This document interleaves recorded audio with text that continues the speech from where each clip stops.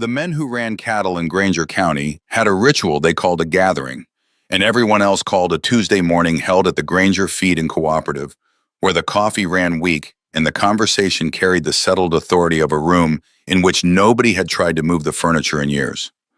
They came for the specific comfort of agreement spoken aloud for the confirmation that what they had always believed was true, which in that room functioned as discovery season after season, until the difference between being confirmed and being correct stopped mattering to anyone present. Walt Briggs had been the county's livestock extension agent for 19 years. He was 63 years old, carrying his opinions with the institutional weight of the State Agricultural University behind them, the kind of credential that didn't need announcing in Granger County because it was always already in the room. He had delivered the same advice across those 19 years with the confidence of a man who had never been seriously wrong in public, which is a different thing from never having been wrong. That distinction would take a specific Tuesday morning in August, a boy with chicken mud on his boots, and a room full of men who had confused adequacy for excellence to make visible. Eli Harmon came through the door at 8:15 for a single sack of mineral supplement, a 4-minute errand that would have stayed 4 minutes if someone at the counter hadn't looked up and asked about the laying hens running down on the Harmon South Block. He answered honestly. That was either a mistake or a choice, depending on how you read the room, and Eli had read the room before he walked through the door. He explained the manure sampling protocol, the egg count thresholds, the targeted treatment system. He described how running 200 hens on a rotation behind the cattle disrupted the parasite life cycle at ground level before the larvae could position themselves on the grass for the next calf to ingest, and how the egg revenue he was generating from 4 accounts covered the program's operating cost. He said it the way he said most things, plainly without apology, the way you speak when you are reporting findings rather than defending a position, because the distinction had mattered to him since the day he understood it. Walt heard him out with his coffee cup resting on the counter. When Eli finished, the room held for 2 seconds. Then Walt set the cup down with deliberate quiet. "You're 16 years old, son." A pause loaded with the weight of how much he was not going to bother saying. "Go home and let your daddy run his cattle the way they've always been run." A producer named Boyd Pearson, 800, head out past the river bottoms, shook his head slightly and redirected his attention to his coffee, a small movement that communicated everything his silence was designed to communicate. The men around the counter smiled with the patience adults use on a boy who has said something they've decided not to take seriously because taking it seriously would require acknowledging they might be wrong. Walt looked around the room for the men who were already with him, finding them without effort. "Boy wants to run chickens behind his cattle to kill worms." A pause, surgical. "Son, that's what the chute and the drench gun are for." Eli understood what the room was doing. Not in language, in the body, as a kind of atmospheric shift, the heaviness of a space that has closed around a decision. The room was not responding to his age alone, or even primarily. It was performing a function it had performed before, restoring an order his presence had momentarily disturbed. A 16-year-old with chicken mud on his boots, standing in their co-op, telling men who had built their lives on this land that the ground beneath the practice they'd inherited had been tilted for 3 decades. The room had a mechanism for that. The mechanism was a laugh. He picked up the mineral sack, looked at the men around the counter for one moment with the same attention he brought to anything he needed to understand, then carried it out to the truck. Drove home with the windows down, radio off the August sky over Granger County flat above the road, like a verdict someone else had written. What that laugh was protecting, he would work out later, was not knowledge. Not even experience exactly. It was the enormous comfort of a world that never requires you to be wrong about anything important. That afternoon, he measured panels for a second chicken unit. Before the co-op, before the chickens, before the composition notebook, and the 4 words typed into a library computer that changed how he understood everything beneath his feet. Before all of it, there was the land. Amos Harmon came home from the Pacific in 1945 with a discharge bonus folded into his jacket pocket and a specific idea about what a man owed himself after watching other men die for ground that wasn't theirs. He drove north out of St. Louis until Granger County opened up ahead of him, land that rolled just enough to suggest it wasn't flat with black Missouri soil under the bluegrass that held water the way good bottomland does, like it understood its purpose.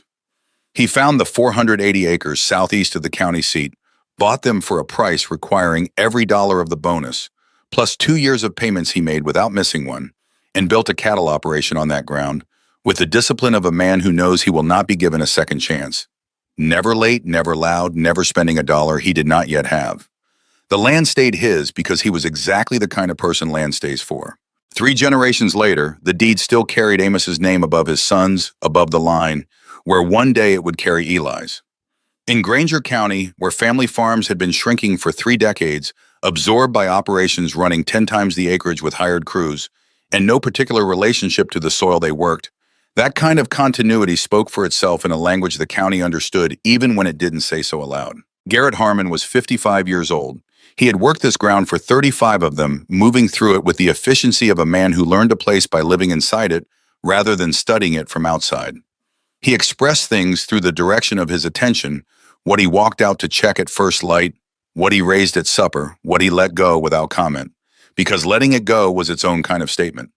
He had not lost money in a decade, which in Missouri cattle country required doing most things right and correcting the rest before it compounded into something worse. He ran the deworming program the way his father had taught him, and his father had learned from the men before him ivermectin through the drench gun in April, when the calves came on once more before the October sale barn, every animal no exceptions. It was not a decision Garrett had made in any meaningful sense. It was the inherited shape of the operations foundation unexamined, because that foundation had always held the calves had gained, the calves had sold the ledger, had come out right at the end of every year for 35 years, which was proof enough. What none of them had ever thought to check was whether that foundation was still doing what foundations were supposed to do. Helen Harmon's kidneys had been failing since the previous December.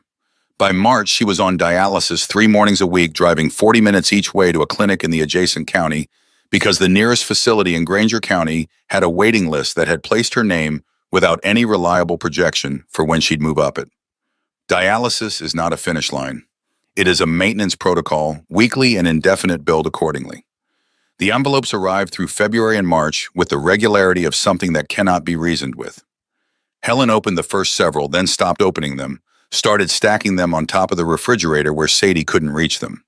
The stack grew. It became the kitchen's fifth wall too high to miss, impossible to address present in every conversation that didn't mention it. The cattle were how the Harmons paid for the machine. The arithmetic stripped to its essentials, calves gained weight through the summer sold in October.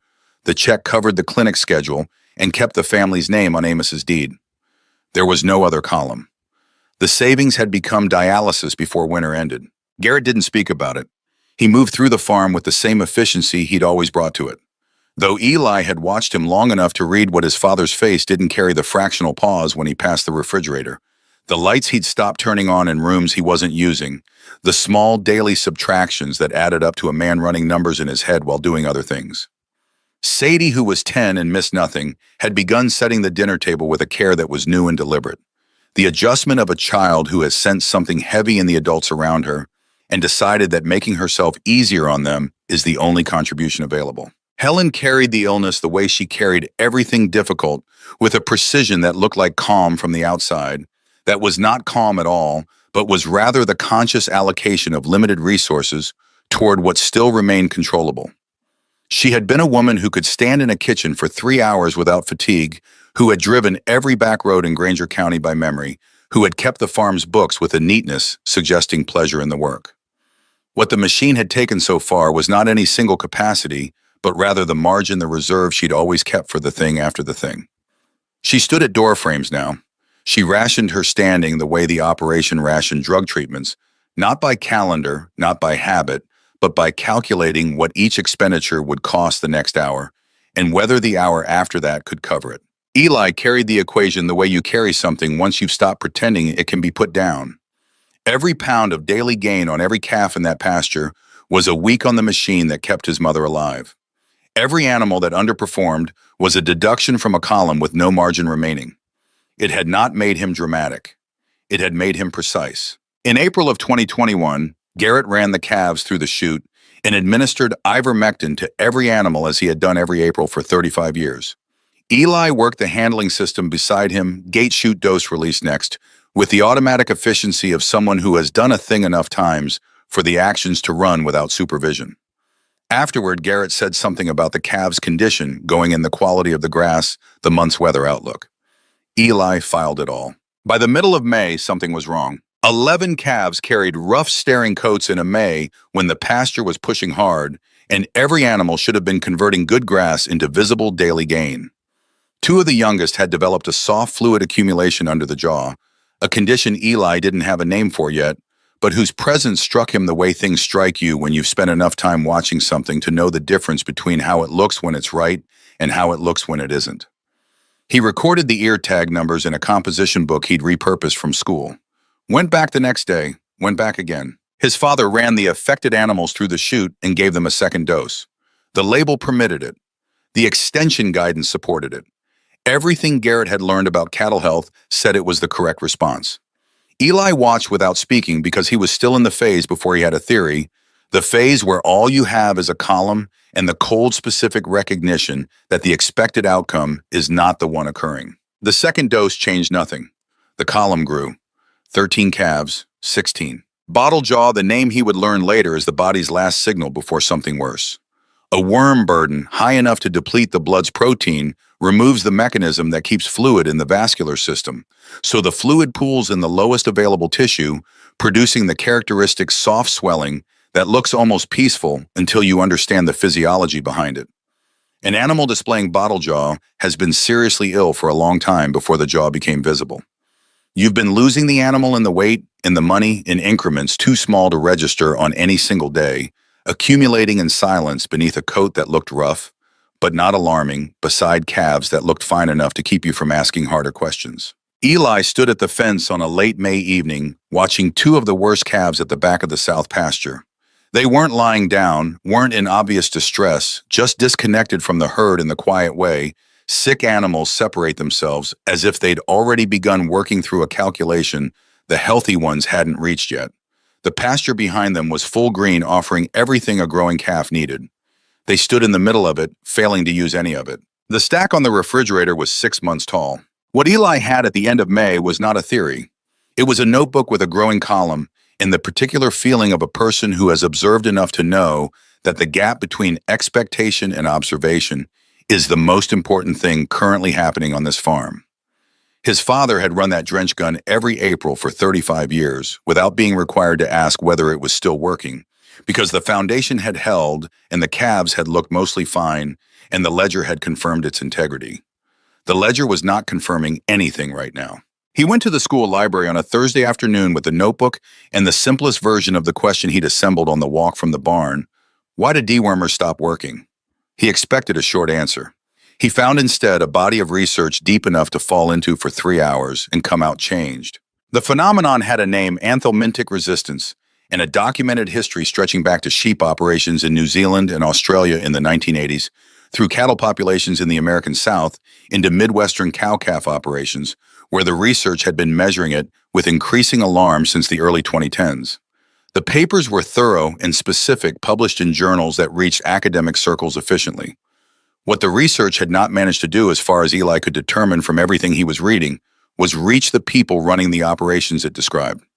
The authors wrote with the controlled urgency of professionals who have been carrying important news to an audience that keeps deciding it can wait. Clear, precise, thoroughly documented, largely unread by those it concerned. The mechanism was not complicated once you had it. Within any worm population, there exists natural genetic variation. Some individual parasites carry mutations conferring partial resistance to a specific drug compound. A statistical minority, their advantage irrelevant in an untreated population. Introduce the drug and the selection calculus shifts, entirely susceptible worms die. Resistant ones survive, reproduce, pass the trait forward. Repeat twice a year every animal in the herd on a fixed calendar schedule for 35 years, and you have not reduced your parasite problem. You have spent 3.5 decades running a selection program for a parasite population the drug cannot reach. The cattle were not resistant. What was resistant was the thing living inside them, invisible, generational, assembled from the very intervention designed to prevent it. Eli read that section twice. He sat without moving for a moment. The name appearing most consistently across the accessible papers was Dr. Conrad Rutherford, a parasitologist at the State Agricultural University who had spent 15 years measuring anthelmintic resistance in Midwestern herds. Rutherford wrote the way Eli had always wished people talked. Here is the data, here is the line, here is which side of it your operation is probably on. No hedge, no invitation to dispute the numbers. The bubble on the level, the obligation to say when it wasn't centered. What Rutherford returned to paper after paper was a protocol with an ugly clinical name and a logic almost embarrassingly simple. Targeted selective treatment in any herd, roughly a fifth to a third of the animals, carry the majority of the parasite burden. The remaining animals have low burdens, not zero, but low enough that treating them provides minimal benefit while applying maximum selective pressure for resistance. Identify the high-burden animals through egg counts and manure samples. Treat only those, leave the rest. The untreated animals were not the flaw, they were the mechanism. Susceptible worms reproducing in those animals would interbreed with the resistant population in the next generation, diluting resistance back toward manageable levels, preserving the drug's effectiveness for seasons beyond what blanket treatment would allow. The word Rutherford used was refugia, the untreated animals, as a biological refuge for susceptibility, a counter move built from the parasite's own life cycle. Eli wrote the word in the margin of a clean page, drew a circle around it. There was a second element found deeper in the literature in the section on integrated parasite management. The larvae causing the most damage to cattle didn't arrive through a secondary vector. They lived in the grass in the top inch of the pasture, in the moisture near the soil surface, waiting in concentrations that were impossible to perceive without the counting methodology the papers described. They climbed the blade tips each morning as the temperature rose and waited for a calf to graze them in. That was where the damage was assembled in the ground below the blade before the drug ever had a chance to act. Chickens worked through that inch. Laying hens operated behind cattle on a rotational lag moved into a paddock several days after the cattle had moved out, scratched through the manure pats, consumed the fly larvae embedded in them, disrupted the moisture layer. Where the parasitic larvae survived, broke the cycle at its most vulnerable point before the larvae could reposition for ingestion. Not a cure. A reduction in the larval load the calves ingested every time they grazed, which lowered the proportion of animals crossing the treatment threshold, which reduced drug pressure on the parasite population, which preserved the effectiveness of the drug for longer than blanket treatment ever could. The drug bought you a season. The pasture decided the war. He didn't know whether that sentence had come from one of the papers or assembled itself from everything he'd absorbed across 3 hours of reading. Either way, he wrote it at the bottom of the page below his rotation diagram. The library windows had gone gray with incoming weather. The fluorescent lights hummed with the flat constancy of a place that keeps its hours regardless of what happens inside it. He sat for a moment longer with the notebook open, the diagram in front of him, the white envelopes on the refrigerator present in his mind the way a number stays present when you've been working with it long enough that it no longer requires a page to exist.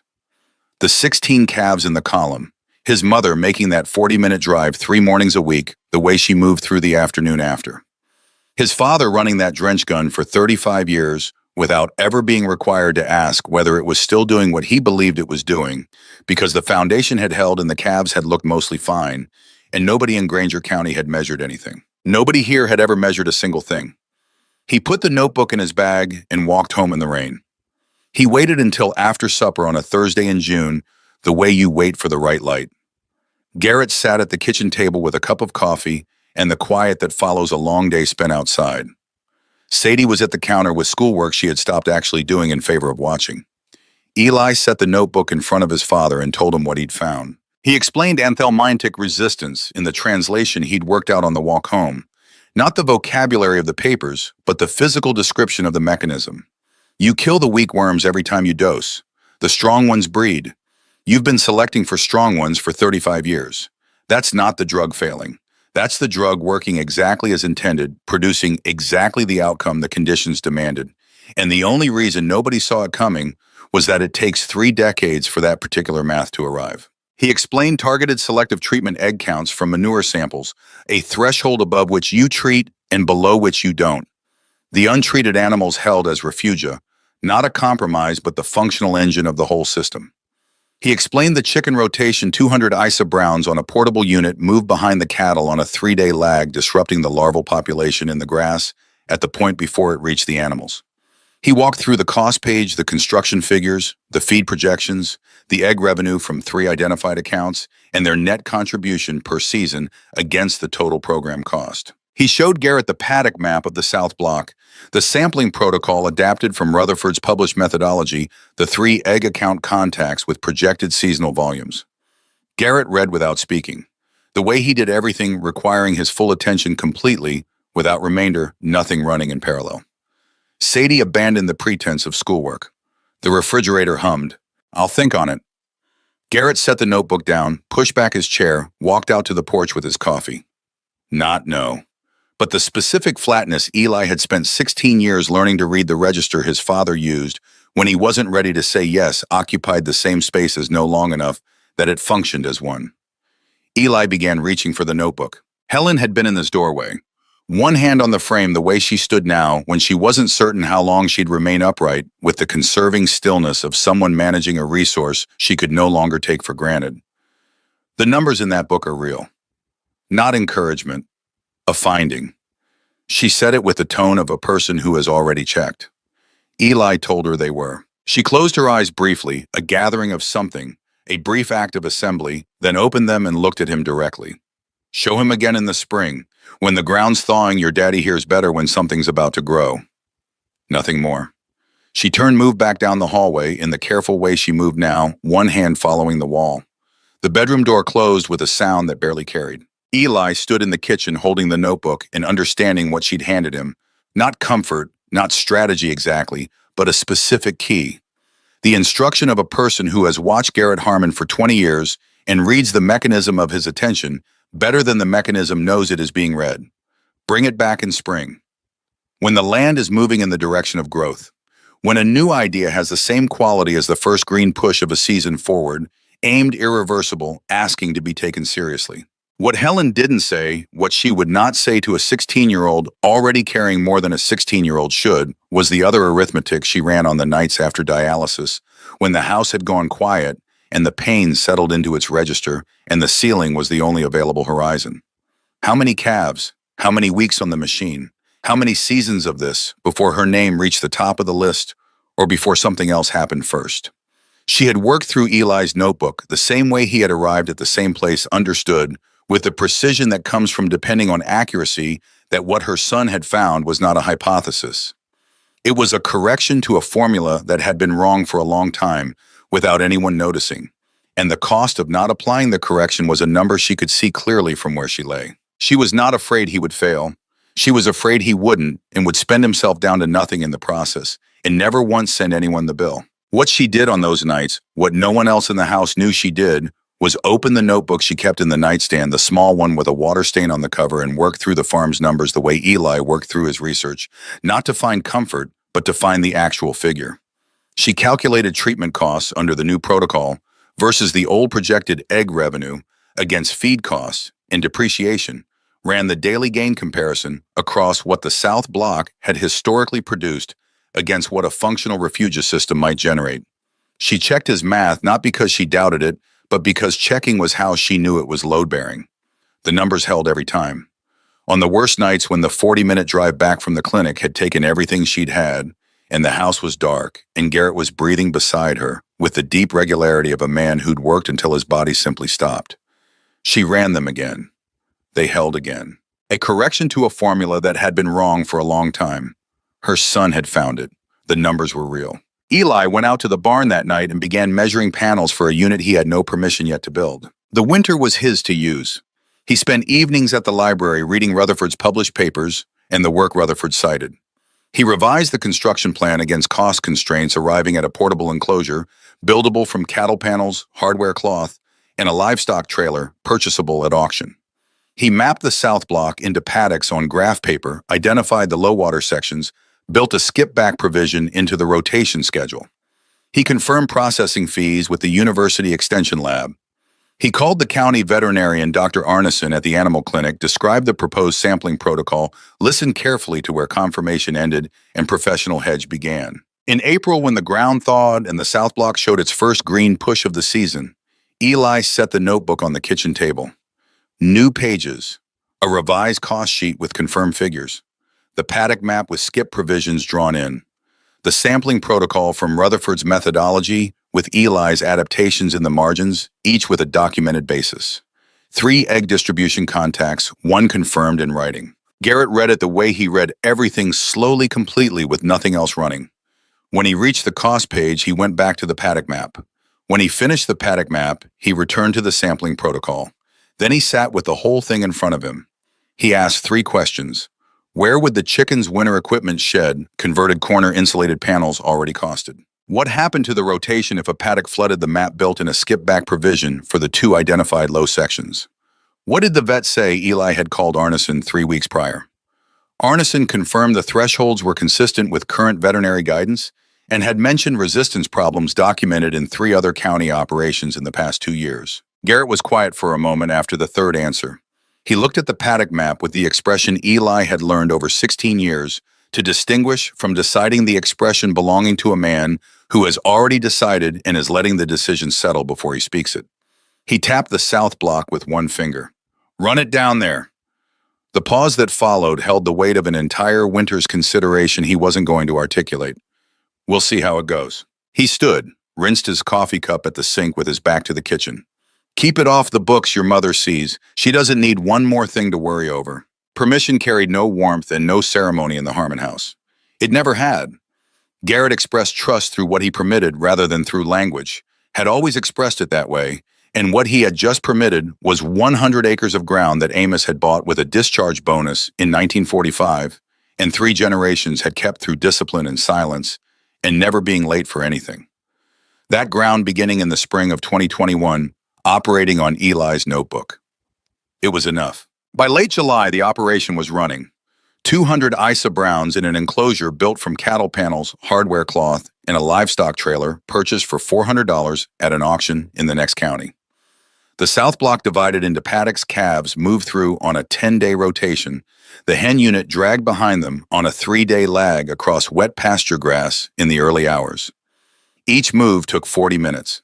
He pulled manure samples every 28 days from a fifth of the herd, drove them to the university lab, returned to the spreadsheet, every ear tag, every count, every treatment, every compound, every date. In July, the hen started laying. He sold the first eggs to the county co-op grocery, spent an evening on the phone with a Kansas City distributor who paid a premium for documented pasture eggs. The first check was $190. He put it in a white envelope and placed it on top of the refrigerator without comment, without ceremony, without identifying it to anyone. The stack for the first time in 6 months was shorter than the week before. He stood in the kitchen and looked at that for a moment. 1 week of the machine. A number too small to change the arithmetic in any decisive way, but the stack had moved in the right direction, and in a house where the direction of the stack had mattered more than almost any other observable fact. For the better part of a year, the direction was not a small thing. He went back out to move the hens. That was the operation running behind him.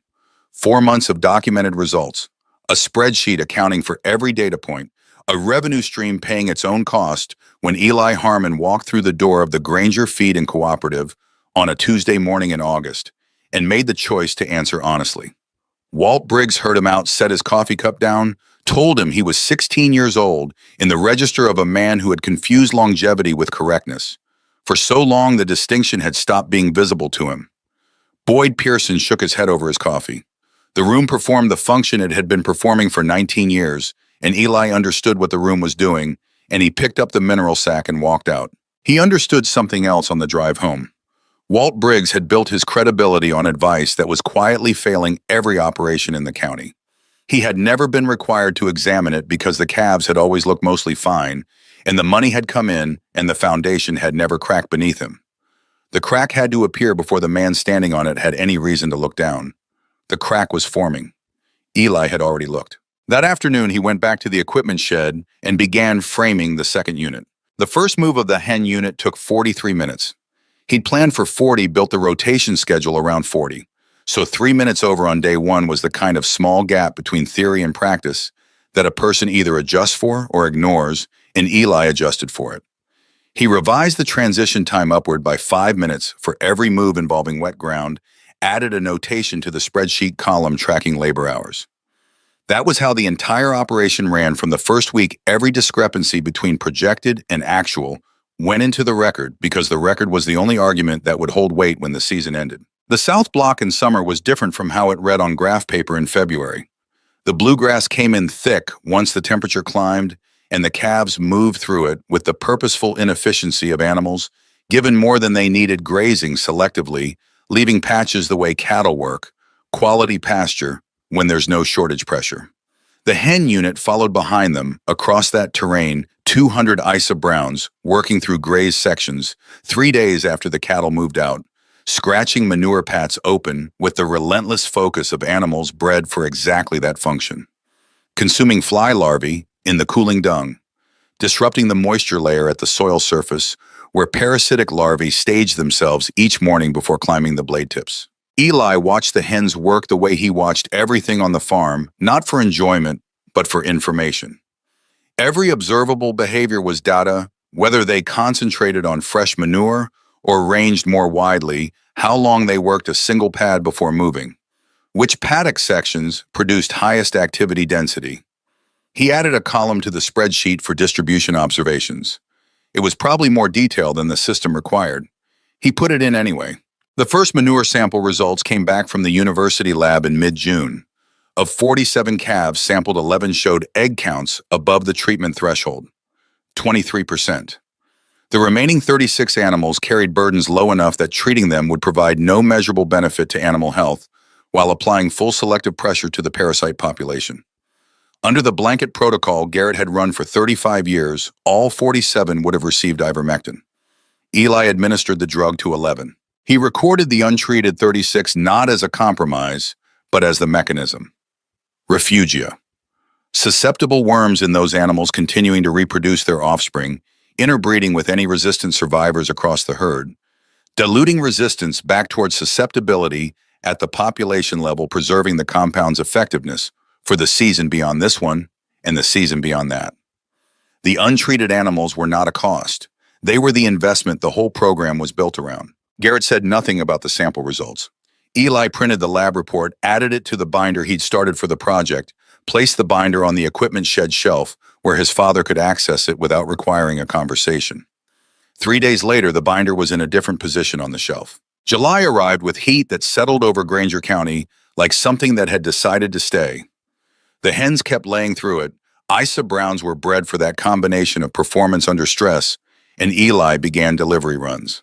The Dover Springs Grocery Cooperative took the first 12 dozen.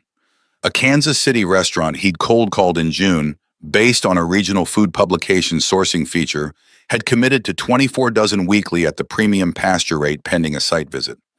The contact drove down on a Wednesday afternoon, walked the paddock rotation, inspected the unit construction, asked questions. Eli answered without elaborating beyond what was asked.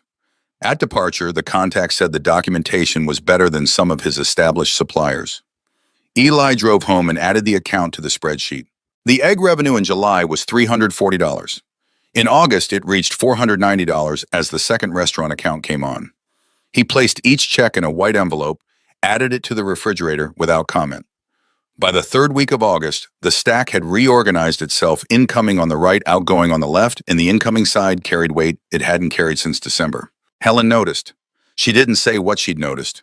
She made breakfast on a Thursday morning when she was normally too depleted from Wednesday's dialysis session to stand at the stove, and she set a glass of sweet tea beside Eli's plate before he sat down, the kind of gesture that household had always used to say the things it didn't put into words. He drank the tea without annotating it. The October weigh-in carried the particular clarity that only a harvest number can provide after a full season of measurements pointing toward it without being it. The South Block calves, 100 acres under the new protocol for a full growing season, posted a hair over the farm's 5-year average daily gain. That average included 2 seasons with excellent conditions. This was not an excellent conditions year. A dry August stretch had pushed the conventional North Block calves below their own historical average. The South Block, on targeted treatment with the hen rotation on a quarter of the ivermectin volume Garrett would have used on the same number of animals, came in above average. Drug cost per head on the South Block was a fraction of the North Block figure. Eli ran the comparison 3 times because the gap was larger than projected. The math was correct each time. He built the full comparison into the spreadsheet: South versus North daily gain drug cost, per head total treatment events, egg revenue against operating cost. Printed it, added it to the binder. This time he mentioned it at dinner. Updated season numbers are in the South Block file. Garrett finished what he was eating, pushed back his chair. I'll look at it. The binder had moved by the following morning. What Garrett said several days later during a walk through the south paddocks on a cool October afternoon, when the grass had dropped its summer color for the paler tone preceding dormancy, he walked a section the hens had moved through as 6 weeks prior, looked at the ground, toed the surface near a disintegrated manure pat. Ground looks clean. He didn't look up when he said it, moved on to check the fence line. It was not praise. From Garrett Harmon, praise was not a primary communication tool. What it was a finding from a man who had been reading ground for 35 years, reporting a difference. From Garrett, an observation was the precursor to everything. In November, Eli found the email address at the bottom of a paper he'd read 4 months earlier. Dr. Conrad Rutherford's faculty page listed a contact for research correspondence. Eli spent 4 evenings composing the message, drafting and cutting, until what remained was the minimum, a brief description of the operation. The protocol source, the first-year data laid out in plain numbers. Sample counts, treatment percentages, drug cost, comparison, egg revenue, weigh-in results relative to the farm's historical average. He did not explain why he was sending it. The data was the explanation. He sent it on a Sunday evening. 2 days later, 3 paragraphs came back from Conrad Rutherford. The first addressed the data directly. Methodology, clean treatment threshold applied correctly. Refugia proportion within the recommended range sample size, adequate for a single operation first-year result. The egg revenue integration was an approach Rutherford had read about in New Zealand trials, but had not encountered in a Missouri cow-calf context. He used the word clean twice in that paragraph, which Eli understood meant it was rarer than it should be. The second paragraph said something Eli hadn't asked for.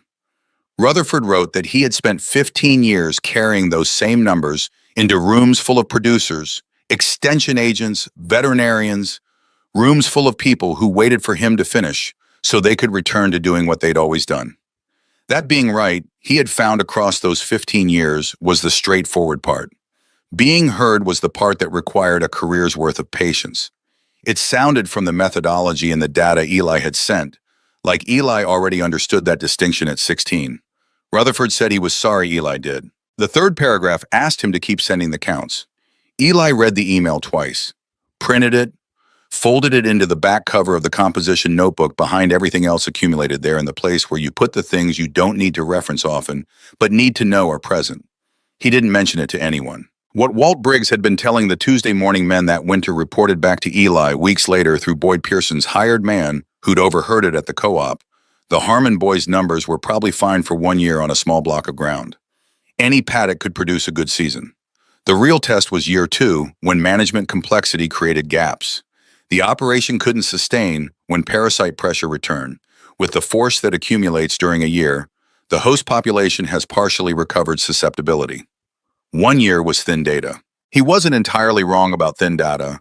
1 year is thin data. That part held. The rest, the confidence in failure. The prediction assembled from a man who had watched young people return from universities with ideas that didn't survive their first Missouri winter, who had made that watching into a reflex he mistook for wisdom.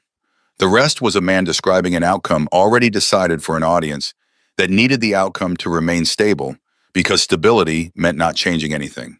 Eli heard it, processed it, filed it where it belonged. Then he spent December building the second hen unit. Garrett said the morning after the October spreadsheet conversation that the North Block rotation was Eli's to plan come spring. He said it while resetting a fence post without looking up in the specific register he used for things he'd decided completely. It wasn't permission. Permission was the kitchen table conversation in April. This was its successor, the territory on the other side of a season of numbers that hadn't lied, where a father stops telling you what to do on his land because the numbers have demonstrated you know what you're doing on his land. The following February, Eli drove to an auction in Callaway County for a second trailer, negotiated the price down by $40, came home with the trailer, and the $40 still in his pocket. He mentioned neither to anyone.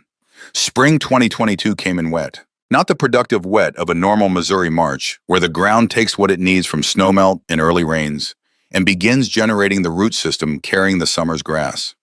The wet that arrived in March of 2022 came in excess persistent rain systems, stalling over the watershed, the river bottoms flooding in the first week, low pastures standing in water through mid-April, when they were ordinarily accessible for grazing.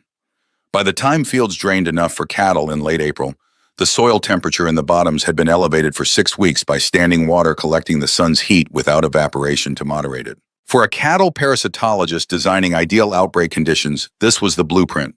Warm, wet protected the three variables determining larval survival on pasture grass extended across the entire opening of the grazing season. Larvae that would ordinarily die within days on dry spring pasture survived for weeks in those conditions, accumulating in the grass at densities a normal spring would have prevented naturally. Every calf turned onto that grass in late April walked into a larval load that 35 years of calendar-based treatment had done nothing to prepare the county's parasite management program to handle. Across Granger County, the first signs appeared in late May. Rough coats where there should have been bloom, calves not performing at the rate the grass justified, a few operations pulling animals early for supplemental feeding. Then through June, the pattern clarified into something harder to dismiss bottle jaw cases reported to the county veterinary clinic at a rate that was not a bad season, but a systemic failure. The practitioners at the clinic had not seen incidents like it in their careers. They were seeing it now because the conditions had finally become exceptional enough to make visible what had been building below the threshold of visibility for years. The producers ran their calves through the chutes, administered ivermectin the way they always had, the way the label specified, the way Walt Briggs had recommended across 19 years of Tuesday mornings. The calves did not respond the way they should have. The characteristic 90 to 95% reduction in worm burden that ivermectin deployed against a susceptible population had always delivered. That number was no longer what came back when producers who bothered to sample and count checked their results. 60% reduction. 55. In two operations near the river bottoms that had been running the most intensive blanket treatment schedules for the longest continuous period, 48%. Less than half the worm population eliminated by a drug administered to every animal on those farms twice a year for decades. The resistant fraction had not merely survived, it had become the majority. They dosed again. Some operations ran a third treatment. The calves improved marginally, then plateaued at performance levels that wouldn't justify October weight targets. By August, 3 operations in the county had pulled their calf crops early, selling light into a weak market, absorbing the compounding loss of discounted calves against the cost of 2 or 3 full herd treatments that hadn't worked. Boyd Pearson, out past the river bottoms, ran 800 head and had not sold early in 22 years. Through June and July, he watched his calves with the expression of a man watching money leave a room through a door he couldn't locate. The bottle jaw cases in his worst pen came on in the third week of July, not many, but enough that he ran the whole herd through the chute for a second full treatment. Every animal the way the protocol specified, the way Walt had always recommended. He stood in the lot afterward and watched the calves move back into the pasture with the reasonable expectation that treated cattle exhibit after treatment. The expectation did not materialize. By the first week of August, Boyd Pearson was looking at the same calculation. 3 operations had already made pull early sell light, take the loss in an August market that offered him exactly the price August calves brought, which was the worst price available across any month of the year. He didn't pull. He ran a third treatment on the worst pen. He bought supplemental feed to compensate for what the grass wasn't converting.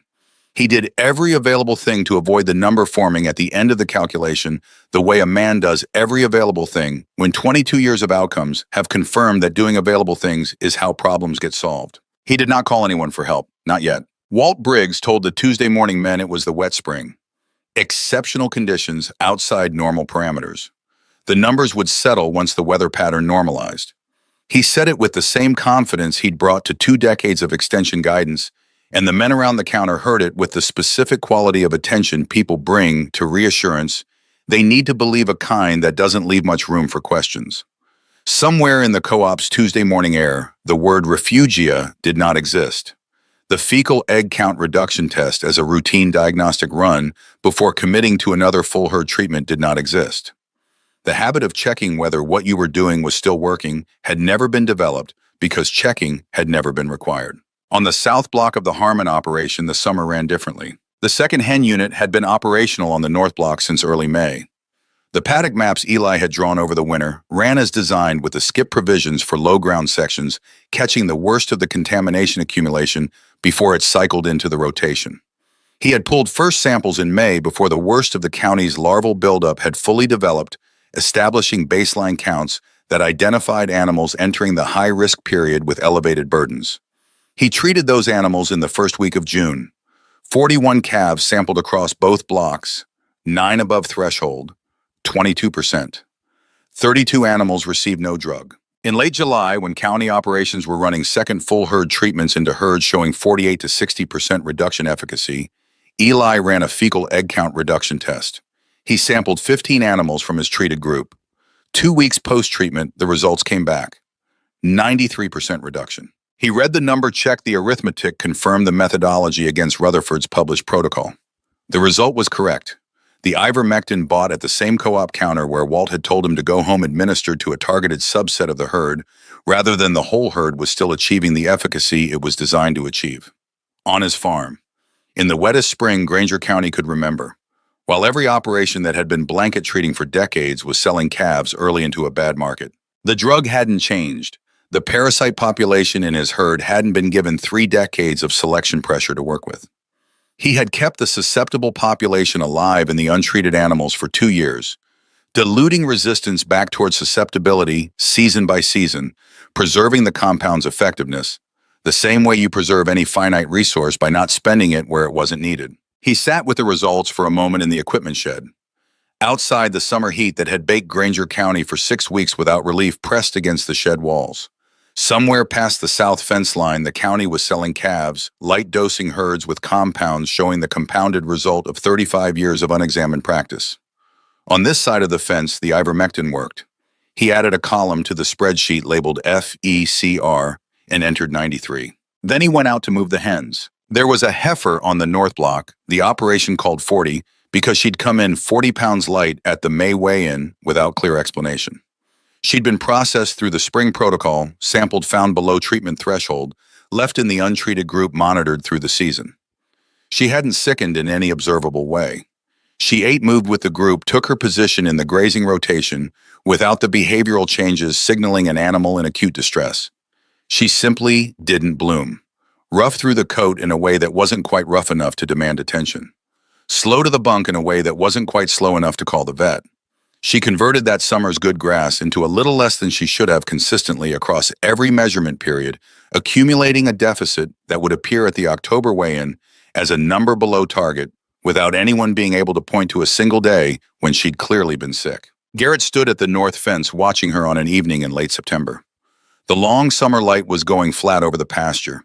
He'd been watching the north block calves for several minutes before he spoke. "She looks fine." The pause that followed pulled the sentence into something larger than an observation about one animal. "Every one of them looks fine." He pushed his cap back. "So how do you lose money on cattle that look fine?" That was the cost nobody in Granger County had a name for. Not the wasted dose, the dose was cheap. Not the visibly sick animal you saw that treated it counted the loss in a category that had a line on the ledger. The unnamed cost was the gain that never arrived, a worm burden sitting at exactly the level where it skimmed the top off an animal's conversion efficiency without triggering acute disease, invisible enough that the cattle looked fine. The cattle sold, the foundation felt solid, and no one ever connected the number on the October check to the thing riding the animal that produced it. "We measured it," Eli said. "That's the only way you see it." Garrett was quiet for a moment. Then he moved on down the fence line to check the corner post he'd been meaning to reset for a week. What happened on a Thursday night in the 3rd week of August was the kind of thing that announces itself in the peripheral nervous system before the conscious mind has processed it. Eli heard the truck coming up the county road at 11:15, the particular sound of a vehicle driven at the pace of someone who had been going back and forth on the decision to make this drive for longer than the drive itself took before headlights swept across the bedroom wall. He came downstairs in his socks. Boyd Pearson stood on the porch with his cap held in both hands. This was not how Boyd Pearson stood anywhere. He was a man who had run 800 head for 22 years, built his operation from a leased starter tract to a property requiring 3 hired hands, carrying the settled physical certainty that comes from 2 decades of outcomes confirming the way you've decided to do things. He did not stand with his cap in his hands. He was standing with his cap in his hands. "I dosed them twice." His voice held for most of the sentence. The last word went somewhere it hadn't been designed to go. "It's not taking. I don't know what else to do." Eli had accumulated across the past 2 years a considerable inventory of things he'd earned the right to say in that moment. The co-op counter, Walt's voice, Boyd's own shaken head over his coffee. The entire weight of a room that had performed its closing function, restoring an order Eli's presence had disturbed with the efficiency of long practice. None of it came out. What came out instead was the same logic that had governed everything since that first Thursday in the library: the count over the assumption, the measurement over the conclusion reached in advance. There was no useful version of this moment that ran through the satisfaction of being right. There was a man with 800 head losing the summer's entire yield to a parasite population his own treatment program had assembled over 2 decades, standing on a porch at 11:15 with his cap in both hands. He needed an actual answer. Eli reached behind the door for the sampling kit he kept there, out of a habit that had started as preparation. "Let me get counts off your worst pen first." He found his boots. "We're not guessing on this. We need to know what your drug's actually doing before you spend another dollar on it." He straightened up, looked at Boyd for a moment. The man who'd smiled into his coffee, who'd sat at the co-op counter in the comfortable certainty that the protocol was sound and that certainty was wisdom, then pulled his jacket from the hook. "Warm the truck up. I'm coming." They drove out to Boyd's operation in the dark, the county road running through fields that had been struggling since May, the August air coming through cracked windows, with the warmth that doesn't let you forget it's present. Neither spoke during the drive, which held its own information. Boyd Pearson was not a man who ran out of things to say under ordinary circumstances. The silence between them contained exactly the weight of what 22 years of knowing how things worked had cost him across this particular summer. The loafing shed at Boyd's operation was lit by 2 overhead fluorescents, casting the flat light that makes everything look like evidence. Eli pulled samples from the worst pen, working by handheld lamp methodical, the movement of someone who had done this enough times that the procedure ran without supervision, while Boyd stood back and watched with the expression of a man learning a skill he'd believed wasn't worth learning for 2 decades. When the samples were bagged and labeled, Eli walked Boyd through the reduction test logic. What 90% efficacy meant in practice. What 50% meant. What it meant to have been administering a compound against a population it couldn't fully kill twice a year, while that population reproduced its resistance into every subsequent generation on the farm. Boyd listened without interrupting, which was not how Boyd Pearson normally engaged with information from someone else. They drove back to the Harmon place at midnight. Boyd turned into the yard and left the engine running. "How long has this been going on?" Not the mechanism, the county's mechanism, the collective practice that had built the outcome he was sitting inside. "Probably 10 years in this county." Eli held the sampling kit against his side. "Maybe 15. You'd need a historical egg count database to say with precision, and nobody's been running one." Boyd was quiet for a moment. His hand stayed on the wheel. "My daddy ran this same program." Not an explanation, not an excuse, just the thing that was true spoken by a man who was doing the work of saying it honestly. "I know." Eli opened the door. "Get the samples to the lab on Monday. I'll send you the threshold protocol. Don't run another treatment until the reduction number comes back." He stepped out into the dark yard. "You've still got 6 weeks. The calves aren't past the point yet." Boyd backed out without another word. The taillights moved down the county road and disappeared at the first curve. Eli stood in the yard for a moment, composition notebook under his arm, sampling kit in hand the August night holding its farm silence around him. Faint cattle sounds from the north block. The hen units in their paddocks.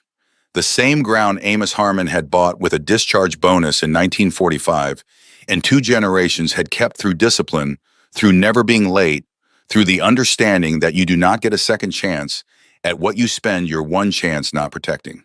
He'd known this visit was coming since the August he read the research in the library. Not Boyd specifically.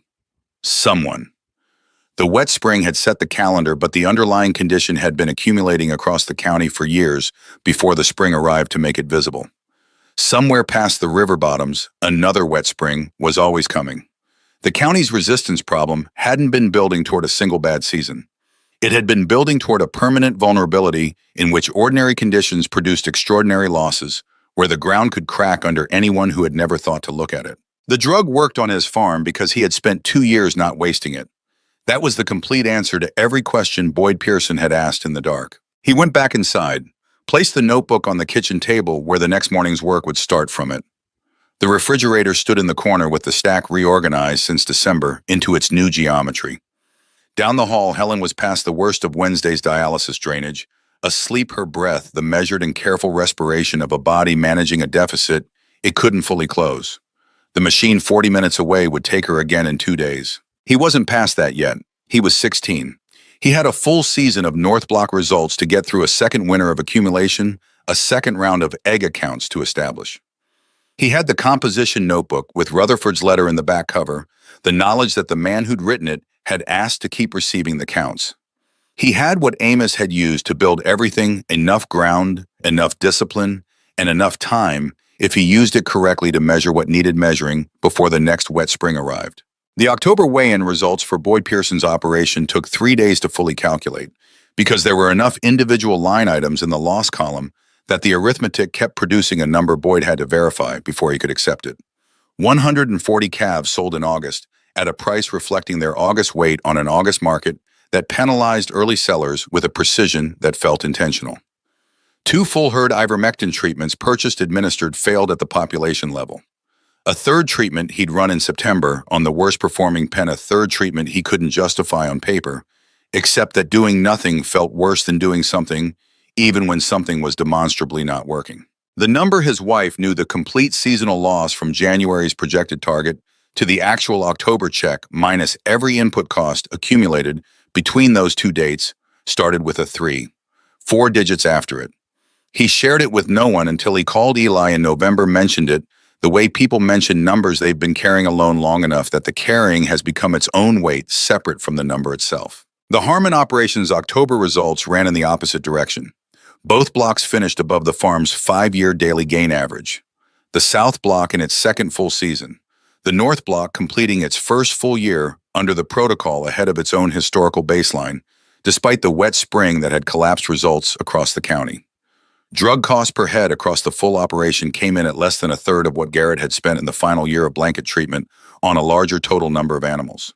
Egg revenue from the season's 4 restaurant accounts, 2 market runs, the Kansas City distributor, who'd increased weekly orders twice since July, totaled in the first week of November. The number was not a gesture anymore.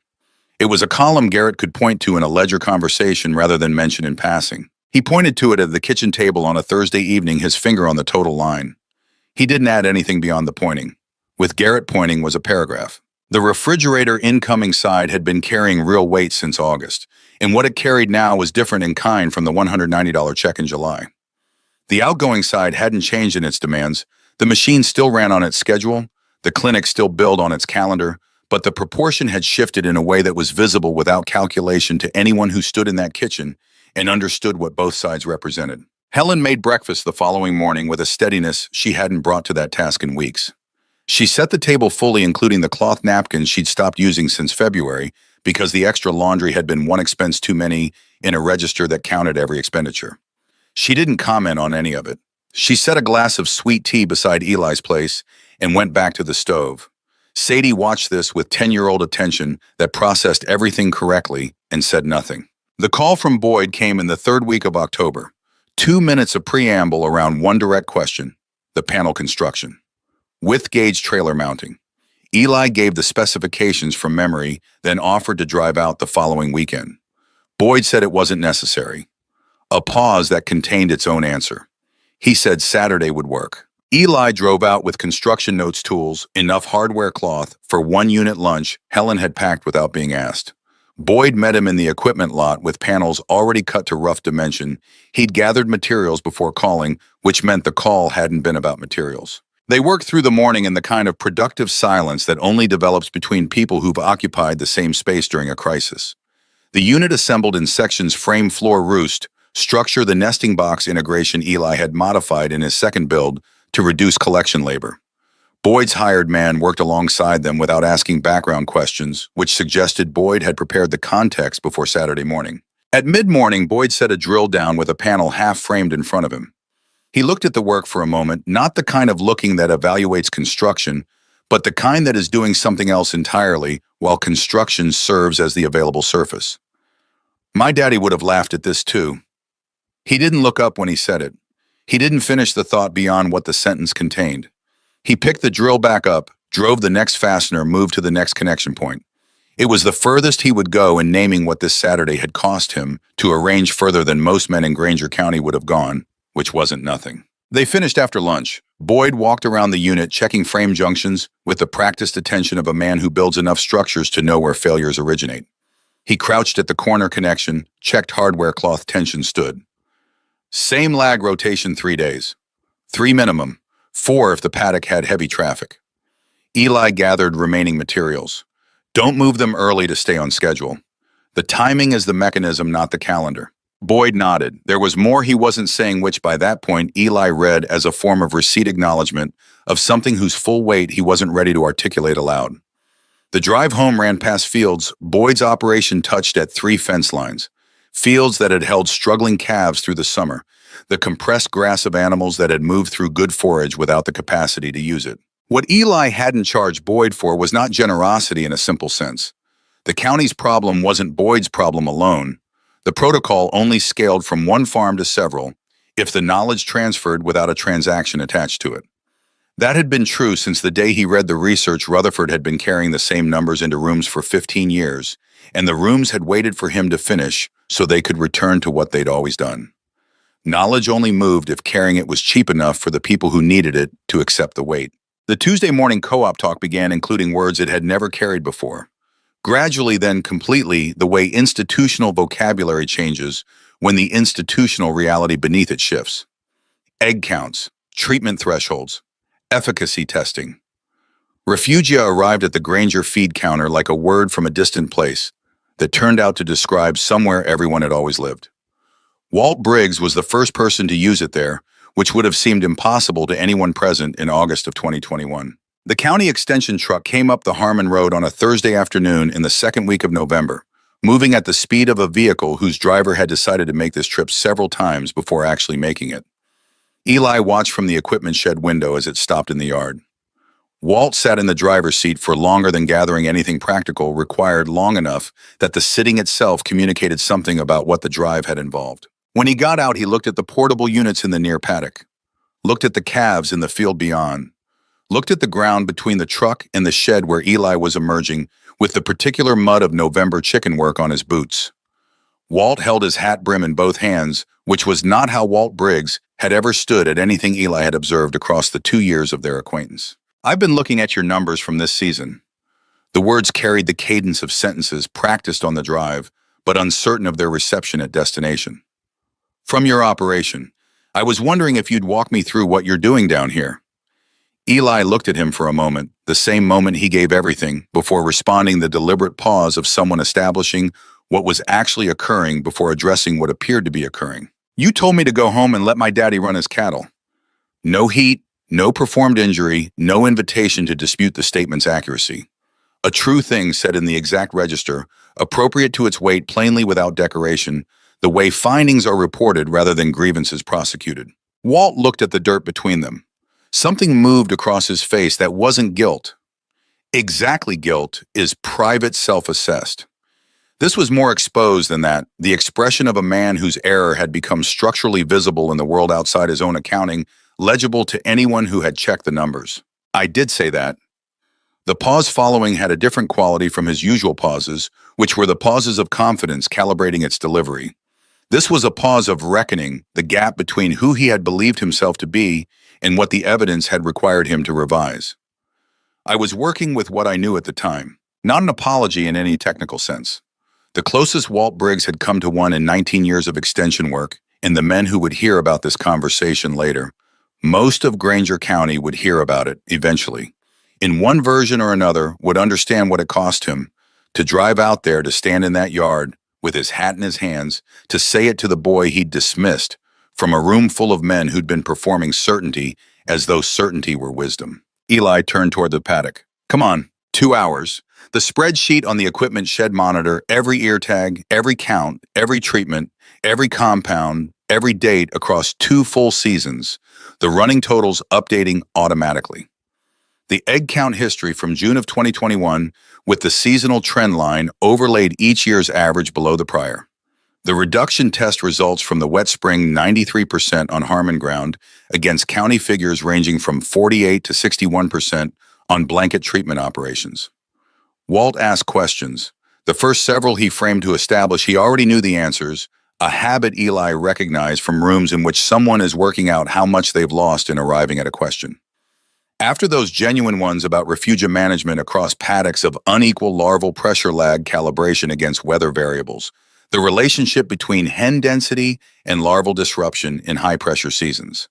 Those were good questions. Eli answered them fully. At the reduction test methodology section, the fecal egg count reduction test, as a routine seasonal diagnostic run before each treatment decision, rather than assumed from label claims, Walt wrote for 2 uninterrupted minutes in a small spiral pad he'd pulled from his jacket. He wrote the way a person records something they wish they'd understood long before the current occasion. Before leaving, Walt asked whether Eli would share the sampling protocol with other county producers. The full protocol Eli specified not just the threshold figures, but the refugia rationale, the reduction test procedure, the rotation timing basis, the whole methodology functioning as a system. If you share it complete. The pieces don't hold separately. Walt wrote that down. Then Eli said the thing that made Walt's hand pause over the pad. It was never about the chickens. The equipment shed behind them, the paddocks ahead, the field record of 2 seasons visible in the way the ground held itself, all of it present in the afternoon gray. The chickens are just a tool. What happened here is that nobody in this county ever measured a single thing. We dosed every animal the same and never once asked whether it was working. The pause that followed held the weight of the Wet Springs demonstration the number Boyd had spoken aloud in November. Every calf across every operation that had looked fine while losing weight that never arrived. We were one wet spring away from finding out it wasn't. Walt read the sentence back quietly before he closed the pad. The motion of testing whether something will hold at the depth it landed. He put the pad in his jacket. He got in the truck. He sat for a moment before starting the engine, which was different from the sitting in the yard before stepping out. That sitting had been preparation. This was what follows a reckoning that has run its course. What Eli hadn't known until the pad was open at the truck hood was that Walt had already written something there before arriving. When the afternoon light caught the earlier pages at the angle required to read them, Eli saw 3 lines in Walt's handwriting. Harmon operation numbers, the season comparison figures, the treatment percentage from October's spreadsheet column. Written before the truck came up the road, before the 2-hour walkthrough, before the questions that started as performance and became genuine. Walt Briggs had studied the Harmon results before driving out to ask about them. He had arrived knowing Eli was right. The sitting in the truck, the hat in both hands, the near apology offered to a 16-year-old in a muddy yard, none of it was investigation. It was the only action available to a man who had already reached the conclusion internally but needed to make it physical, to stand in the place where the evidence lived, say the thing out loud to the person he owed it to, and let that action serve as the only form of correction available to him. That distinction mattered to Eli in a way he didn't put language around for some time afterward. The difference between a person who changes under sufficient external pressure and a person who changes from within and then comes to show their work. Walt was somewhere between those two positions, closer to the second than Eli had expected, which revised something specific in the model he carried of what people were capable of when the ground beneath them finally made itself known. The county workshop ran on a Friday night in February, organized through the Extension Office, announced in the Granger County Farmer newsletter, with a description using the word resistance in a context that publication had never previously contained. Dr. Conrad Rutherford drove 3 hours through a Missouri February, committed to the task, single digits at dawn, the roads carrying the glitter of overnight freeze, to speak to 31 producers in the Extension Office meeting room. Eli sat in the second row. Garrett sat beside him, the first extension meeting Garrett had attended in 11 years, mentioned once in the truck on the way over without elaboration. He sat with arms crossed through Rutherford's opening. 14 minutes in, they uncrossed. 17 minutes in, he leaned forward by an increment that wouldn't register as change to anyone who hadn't spent 16 years reading Garrett Harmon's posture as primary text. To Eli, it registered as a standing ovation. Rutherford presented with the efficiency of a man who had cut everything that didn't carry its weight from a presentation he'd given versions of for 15 years. No apology for complexity, no simplification, insulting the room's experience. Here is the mechanism. Here is what it cost. Here is the correction. He gave the Harmon results 2 slides, treatment percentages, cost comparison, wet spring, FECR data, without identifying the farm per Eli's prior request. Data needed to be the argument. A specific person in the county could be argued with for reasons unrelated to data. 3 producers approached Eli before he reached the door after the session. One ran 200 head past the North County Road and had sold early in August. He wanted the full sampling protocol. Eli emailed it to 7 producers before the end of February. Walt laminated a one-page version and placed it on the co-op counter beside the mineral supplement on a Monday morning without asking permission from co-op management. It was there when the Tuesday men arrived. Nobody moved it. The invitation to present at the State Cattlemen's Association Conference came through Rutherford's office in December of that year for a January session in Columbia. Eli drove down alone through Missouri's winter architecture Flint Hills, giving way to the river corridor, bare timber brown field under flat morning light. The conference room held 200 seats at capacity. He was the youngest person present by several years, which he had been in every professional context since the library in 2021. He had stopped tracking it as data. He presented without apology for the claim and without ornamentation of the numbers. Here is the operation before. Here is the mechanism that was failing invisibly. Here is the protocol.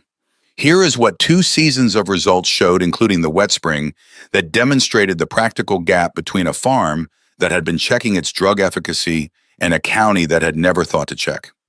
He put the cost comparison on screen for 1 full minute without speaking because some numbers need silence to reach their actual depth in a room. When he finished, 200 people held for 3 seconds.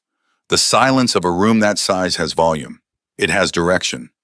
The 3 seconds before the man in the back row began to clap were 3 seconds of that pressure pointing at something Eli needed a moment to locate. Then the room stood. What he noticed from the podium before the applause organized itself into sustained sound was the 4th row. He had not known Helen would be there. She had arranged a neighbor's ride 3 days prior without mentioning it to anyone in the house, because telling him would have changed what he was doing at the podium, from presenting data to performing for his mother, and she understood the difference even without having named it aloud. She was thinner than October. The winter dialysis had taken something that no longer came back between sessions, a presence in her face, a certain weight that read as more than physical. She sat with the absolute stillness of someone managing a resource. Through careful expenditure, hands settled in her lap, not clapping. The room was on its feet around her. She was doing something more costly than applauding. She was looking at her son. The white envelopes had represented for 2 years the gap between what the farm could accomplish and what the machine required, the specific cost of a condition that couldn't be argued with or managed more efficiently or improved through better methodology. The cost of a body failing in a way that produced no solution at any price a cattle farm in Granger County could generate. Those envelopes had stood between Helen and this room, between her and this particular moment, between her and the sight of her son at a podium with 200 people on their feet in the posture reserved for something that has shifted the ground beneath them. She had spent 2 years ensuring he ran the operation, rather than stopping it, to attend to what couldn't be attended to. Had given him the key in the kitchen doorway, show him in spring when the ground's thawing, then moved out of the way with the discipline of a person who understands that the most powerful contribution available to her was the removal of an obstacle. Had watched the egg revenue accumulate without naming it, because naming it would have required naming the gap between what was growing there and what the machine consumed, a gap that didn't close regardless of how many accounts the distributor list carried. He looked at her from the podium during the applause. Neither moved. The room was loud between them, the distance 12 rows, the space holding 2 years of observations through kitchen windows, of sweet tea placed without ceremony, of notes read under lamplight after the house had gone quiet.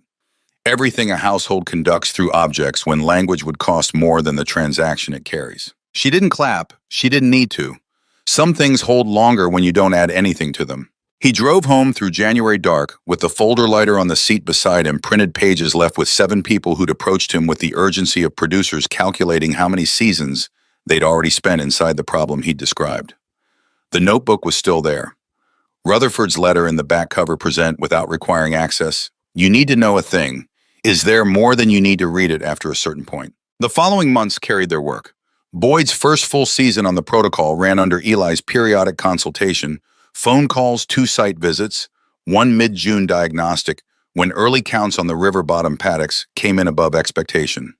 Boyd's first season FECR came back at 81%, not 93, better than the wet spring county average by 30 points. He called to report the number the same week it returned, which communicated something about Boyd that the night on the porch had only begun to say. Other county operations ran the protocol at varying levels of completeness through the summer. 2 ran everything. 3 ran enough to reduce treatment percentages without the full sampling infrastructure. Walt tracked results through the extension office, passing county-level data to Rutherford without identifying individual farms, building the data set the literature needed, which was the next order of evidence beyond what a single farm's results could establish. In October, Walt called to ask whether Eli would co-present with Rutherford at the following year's state conference. Not as a subject, as a presenter. Rutherford had proposed it, Walt said. Eli said he'd call back, which was his method of processing a decision rather than delaying one. He called back in 2 days. Yes, there were still men at the Tuesday morning counter who counted nothing, who dosed every animal twice a year the way their fathers had, who were quietly waiting the way. Some men always wait for the thing they dismiss to finally fail. The resistance hadn't been beaten. It couldn't be. It was only held back season by season through a vigilance that didn't get to end. Walt understood that now. A few of the Tuesday men understood it. The ones who didn't would find out when their next wet spring arrived, and wet springs in Missouri were not hypothetical. Sadie was 13 in the spring of 2024, which meant she had been watching this operation run for 3 years, from the composition notebook on the kitchen table, through the extension workshop, through the Columbia Conference, and the county's slow institutional adjustment. She had absorbed it the way farm children absorb the operations around them, not through instruction, but through proximity, through living inside the rhythm of something long enough that the pattern becomes readable before the vocabulary arrives. On a morning in late March, ground just releasing from winter, earliest green visible in the sheltered south paddock sections, the hen unit being repositioned for the season's first rotation, Sadie came to where Eli was repairing electric netting a deer had pushed through overnight. She hooked her arms over the fence rail with the ease of someone who had been doing exactly this since she could reach it. Why do we always wait for the worm counts? The specific crease of her working something forward frown, a frown Eli recognized from his own reflection in equipment shed windows when the math wasn't resolving. By the time they show up in the count, they're already in the grass. Eli kept working. Because the count tells you which calves carry them. You treat what you've measured. You can't responsibly treat what you haven't measured. He reset the clip on the damaged section. That's the whole basis. Sadie was quiet for a moment. But what if you changed what was in the field before they got there, so the worms didn't want to live in it? Then you wouldn't have to count them because they'd already be gone. He set the repair tool down, turned to look at his sister with the quality of attention reserved for things arriving from unexpected directions that arrive correctly. She was describing an intervention upstream of everything the current protocol addressed, not treating the animals, not disrupting larvae at the soil surface, but altering the chemical environment of the pasture itself to create conditions hostile to larval survival before larvae reach the counting threshold. Bioactive forages. He had a folder on the equipment shed shelf. Chicory bird's foot tree foil, cyanophyll plants carrying condensed tannins with documented effects on larval development, impairing reproductive capacity in established parasites. New Zealand research going back a decade. UK trial data across 3 seasons. American plots thin, but building at 2 Midwestern universities. He'd been reading it for 8 months without implementing it, partly because the farm was running well on the existing protocol, partly because he'd learned from watching Garrett that a working system deserves to finish proving itself before the next variable is introduced.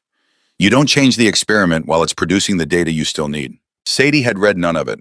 She had watched a paddock rotate for 3 years, worked the logic backward, past its first stage, arrived at a question the research had been trying to answer before she knew the research existed. That's a real question. Said without the upward inflection of encouragement, without the slight expansion that converts a comment into a compliment. The same register Rutherford had used, clean, precise, acknowledging a true thing at its actual weight without adding to it. He went to the equipment shed, found the folder behind the current season's rotation maps, brought it out to where Sadie was still at the fence. She took it with both hands the way a person holds something that has arrived with more weight than its physical dimension, accounts for something announcing its significance before being opened. She couldn't read all of it yet. The New Zealand trial methodology would need several more years of vocabulary to access. But she carried the folder to the house with the careful attention of someone who has been handed a next question, rather than an answer, which is the more valuable of the 2 things a folder can contain. Eli went back to the fence. The hen unit moved through the near paddock in early spring light, working the exposed soil where winter had compressed the surface, scratching through the places where larvae would build their seasonal concentration in the weeks ahead. The land ran out in every direction under the March sky.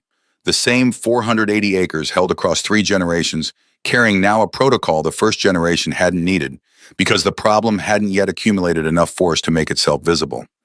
Amos Harmon's name remained on the deed above Garrett's, above the line, where another name would appear when the time for that arrived. Helen was still on the machine 3 days a week, still making the 40-minute drive, still on the list, whose movement was governed by biology rather than anything the operation could influence. The farm paid for the waiting.